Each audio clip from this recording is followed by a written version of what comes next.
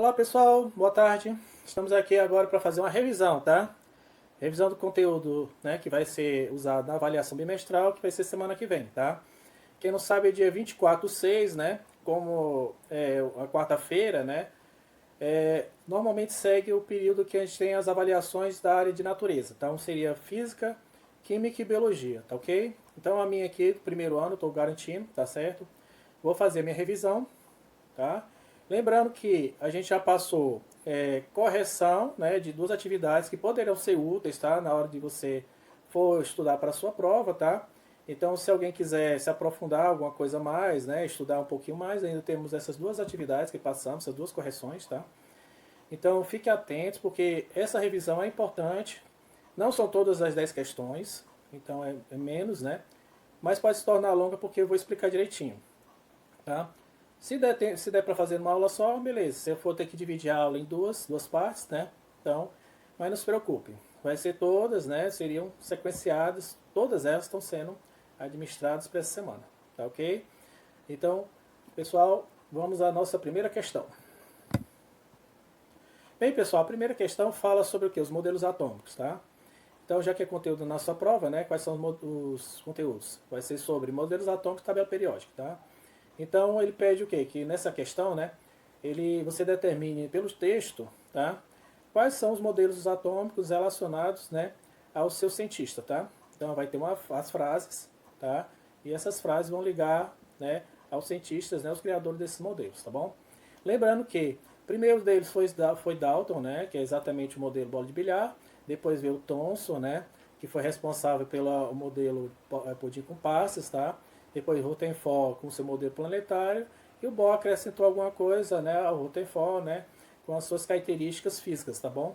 Então vamos agora às questões, aos itens, tá? Bem, essa questão aqui não é de marcar, tá? Então é para você ter uma ideia, certo, de quais são, né, quais são os cientistas e colocar o nome deles conforme, né, as frases sendo lidas, tá? Vou só tirar um pouquinho eu do meio do caminho, tá? Para a gente ir para o item 1, tá bom? Então temos o átomo é comparado a uma bola de bilhar, a uma esfera maciça, homogênea, indivisível, indestrutível e eletricamente neutra. Desculpe. Então, pessoal, quando você fala em bola de bilhar, lembra quem? Exatamente, né? Vou botar aqui devagarzinho. Dalton. Lembrando, pessoal, que todo modelo atômico, certo? Ele é criado, né, a partir de estudos, certo? Mas não de visualização, certo? Por isso que é modelo, tá? É uma teoria, né? Então quer dizer o quê? Que o cientista cria o seu modelo, pega uma combinação, né, de substâncias, né? E ele diz assim, esse aqui vai ser o hidrogênio, esse vai ser o carbono, esse vai ser o nitrogênio, tá? Então, um elemento, né, não forma, né, digamos assim, uma determinada substância, mas a partir de duas ou mais, né, já pode formar uma substância, talvez um composto, tá bom? Então Dalton fez uns modelinhos dele, tá ok? Simplificados, né? Então, a partir de desenhos, tá? Então, daí ele disse, ó, isso aqui é o elemento hidrogênio, isso aqui é o nitrogênio, tá? Então, a união desses aqui forma uma substância tal. Então, normalmente, quando você forma uma substância, né, uma substância diferente desses elementos, né, precisa de duas ou mais partículas para isso, tá bom? Então, esse é o primeiro, né, o bola de bilhar, tá? Então, ele acreditava que seria, a partícula seria indivisível, tá? Menos que isso não podia ser, tá bom? Vamos ao segundo caso, tá? Número 2, tá? O átomo é comparado ao pudim de ameixas. Certo, tá? Pode ser ameixas ou passas. É uma esfera carregada positivamente e que elétrons de carga negativa ficam incrustados nela, tá? Isso aí foi Thomson, tá bom? O Thomson foi o criador desse modelo, tá? Então ele foi chamado, né, no caso seria, né, pudim com passas, tá? Então pudim de ameixas aí foi a interpretação de quem criou a questão, mas é parecido, tá? Isso não importa muito. Então Thomson foi o criador desse modelo. Próximo, o átomo em que os elétrons se organizam na forma de camadas ao redor do núcleo. Pessoal, camadas ao redor do núcleo, tá? Isso aí foi com quem? Rutherford? Não, isso aqui foi Bohr. Então Bohr foi o criador desse modelo, tá? Então ele fez a criação das camadas, por quê? Porque Rutherford ele criou a ideia de que, apesar que o átomo tinha um núcleo e elétrons girando ao redor dele, mas ele achava que eles rodavam em espiral E com isso podia o quê? Detonar o núcleo, né? Destruir o núcleo, né? Porque os elétrons podiam se chocar contra o núcleo. Aí o Bohr veio assim, não. Pera aí, calma aí, né? Ele foi, o certo seria o quê? Mais com camadas, né? E cada camada tem uma quantidade determinada de elétrons, tá bom? Então eles podiam soltar os elétrons podiam de camadas superiores ou inferiores, né? Conforme a energia que ganhava, se pulasse para a seguinte, ou se perdiam, né? Isso aí já foi, a gente comentou na primeira atividade que corrigimos, tá? E a última, né? Tá, aqui tá escrito 3, tá? Mas errinho gráfico, né? Não é meu, tá? Simplesmente, né, peguei isso aí, essa questão.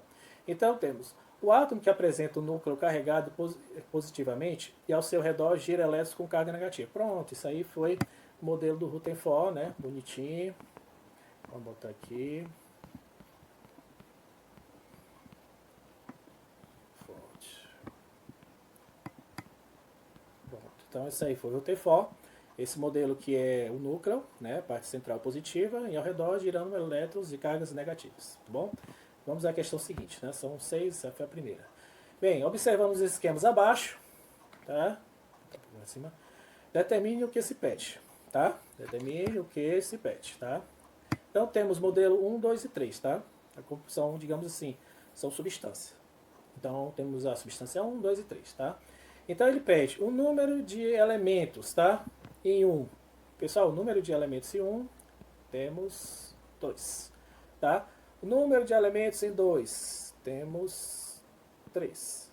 Número de elementos em 3 temos 1. Aí você pergunta por quê? A cor das bolinhas, o tamanho das bolinhas, né? Isso aí é basicamente a ideia de Dalton, tá? Então, bolinha azul, bolinha laranja, né? Então são 2 elementos, né? No 1. Na segunda tem uma bolinha preta, tem uma laranja e tem uma azul. Então temos 3 elementos. E na última só a laranjinha. Então seria um só, né? Pagando. Item B. Número de átomos, né? Então temos na primeira. Quantos?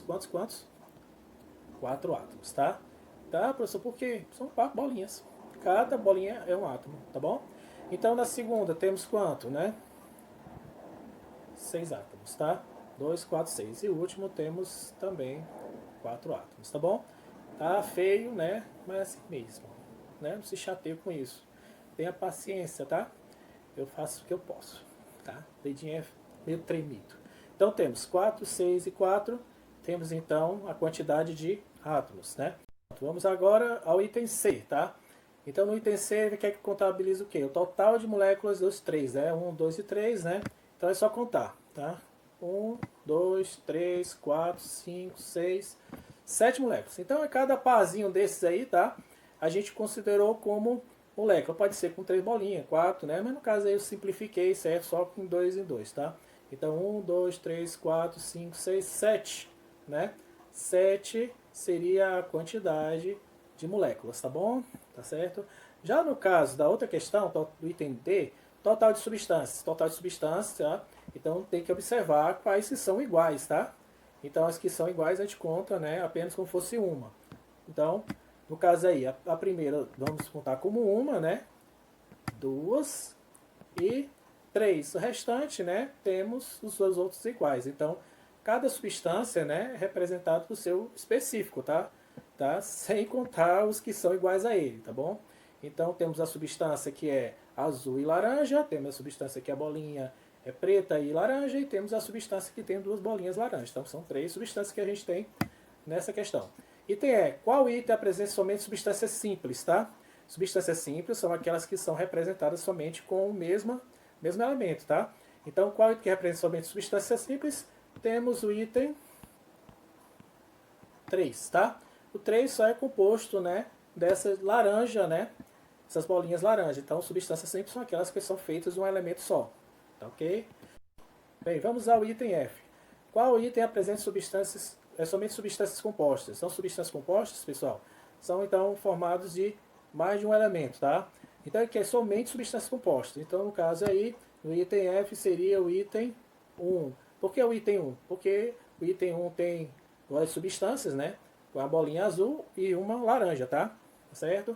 Ah, professor, e o 2 por que não pode? Pessoal, tem uma substância simples bem no meio, tá? Bem aqui.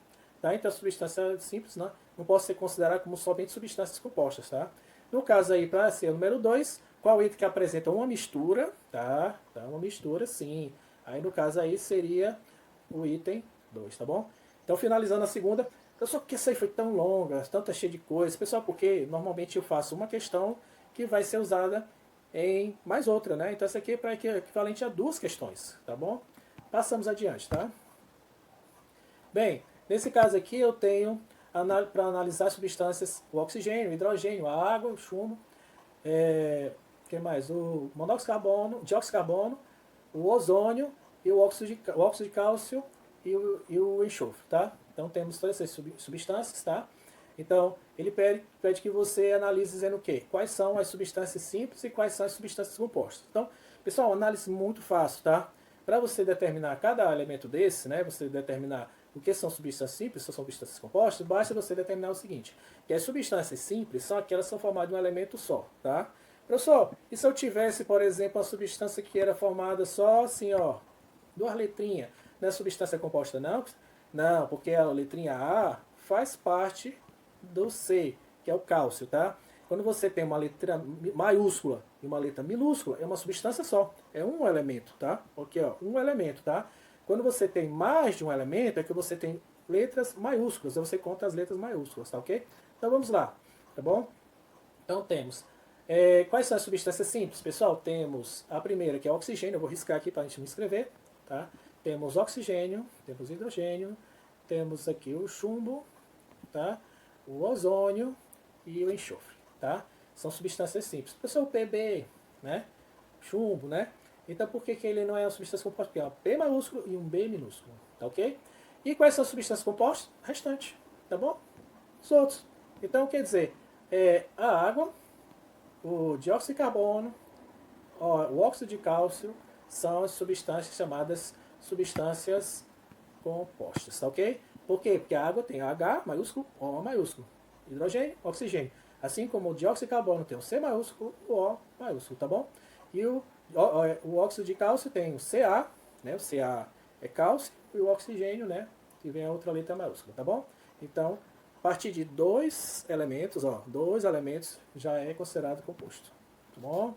Vamos à próxima, tá bom? Vamos jogar aqui para baixo, fica só passeando, né? Os metais, de uma maneira geral, apresentam como característica a condução de corrente elétrica, a condução de calor, são maleáveis, eu já fiz isso aí, né, recentemente, né, na correção das tarefas, né, e o fato de serem sólidos em temperatura ambiente. Os ametais, ametais quem são? Os não metais, olha o dedinho, ó, não metais, tá? Apresentam características opostas aos dos metais. Então, o oposto, o que tiver, né, dos metais, os ametais vão no sentido contrário, tá? Existe um único metal que não é sólido em temperatura ambiente, sendo encontrado no estado líquido, tá? Que elemento químico é esse? Tá bom? Pessoal, o elemento químico simplesmente é o mercúrio, tá? Eu botei laranja, gostei da laranja, não gosto mais de vermelho. Vermelho, pronto. Sou ruim. Então tá. Pessoal, basicamente tem que ter atenção, né? Não é somente a resolução, a nossa explicação, certo? Nossa conversa aqui, tá? O que eu estou falando, tudo é dado para você fazer uma boa prova.